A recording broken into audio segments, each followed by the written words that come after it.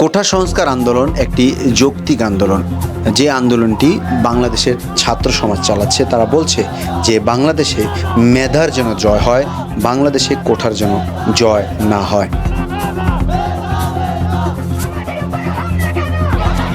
গতকাল রাতে ঢাকা ইউনিভার্সিটির ছাত্রদের উপর হামলা করার কারণে সেই হামলাকে নিন্দা জানাতে ইউল্যাবের শিক্ষার্থীরা বেলিবাদ রোডে অবস্থান নেয়। অন্যদিকে মোহাম্মদপুরে যত ছোট বড় শিক্ষা প্রতিষ্ঠান আছে তাদের শিক্ষার্থীরা অবস্থান নেয় ২৭ নম্বর এবং লালমাটিয়ার আশেপাশে। সেখানে পুলিশ এবং ছাত্রদের মধ্যে একটি সংঘর্ষ সংঘটিত হয়। সেখানে অনেক স্টুডেন্টই আহত হয় এবং তাদের উপর যে হামলা করা হয়েছে এবং কারা হামলা করেছে এ ব্যাপারে স্টুডেন্টরা কি বলে চলে আমরা শুনে আসি।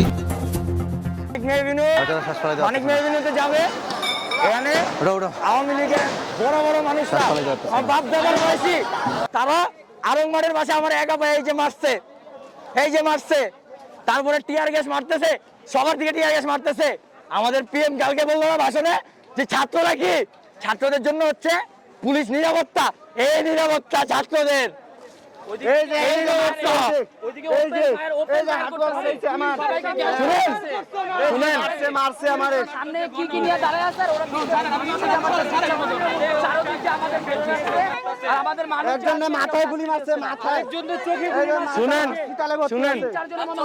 ডান দিক দিয়া আমি নিজে ফ্রন্টে ছিলাম, আমি দেখছি যুবলীগ যারা আমাদের বাপের বয়সী তারা গুলি চালাইছে, তারা ওপরে পিস্তল চালাইছে।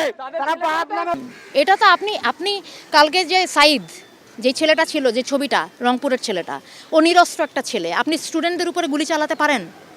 আপনি ছাত্রদের উপরে, নিরস্ত্র ছাত্রদের উপরে কোনো অবস্থাতে আপনি গুলি চালাতে পারেন? এটার জবাব প্রশাসনকে দিতে হবে। বাংলাদেশের মানুষ এটা জানতে চায় যে আমরা একটা প্রাণের কথা বলবো, একটা দাবি তুলবো। আপনার সেটা পছন্দ না হতে পারে, আপনি বাহাস করেন আমার সাথে, আপনি আমাকে কথা বলতে দিবেন না। আমি কথা বলবো, আপনি গুলি করে মারবেন। ও একটা মায়ের বাচ্চা, ও একটা বোনের ভাই, আপনি ওকে মেরে ফেলছেন। এটা একটা কথা হলো? এটা কিছু হলো? এইটাকে আপনি বলবেন? এইটাকে আপনি স্বাধীনতা বলবেন? আমি কিভাবে আপনি কি এইখানে আপনি এই প্রশ্ন তুলবেন যে রাজাকার নাকি কি?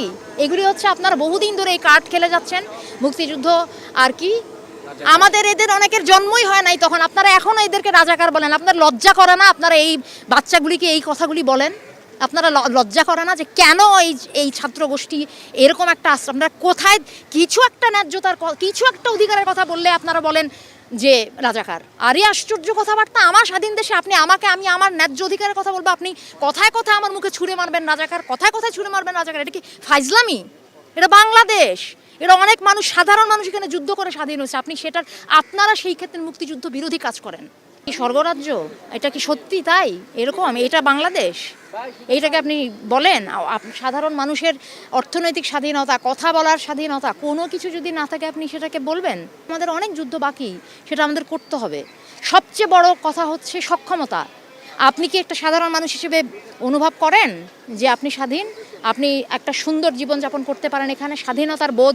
নাকি আপনি প্রত্যেকটা কথা কেটে কেটে বলেন, ভয়ে ভয়ে বলেন? প্রত্যেকটা কথার মধ্যে ১০০ বার চিন্তা করেন যে এটা বলা যাবে, এটা বলা যাবে না, আপনি তাহলে স্বাধীন না? কেন এটা করতে হবে আমাকে? এইটার জন্য লাখো শহীদ জান দিল, এইটার জন্য এইটাকে আপনি স্বাধীনতা বলেন? আর এইটা যেটা মুক্তিযুদ্ধের পক্ষশক্তি যারা বলে নিজেদেরকে, তারা এখন ক্ষমতায়, তারা ক্ষমতায় থাকা অবস্থায় যদি আমাদের স্বাধীনতার বোধের এই অবস্থা হয়, তাহলে কাকে বিশ্বাস করবেন আপনি?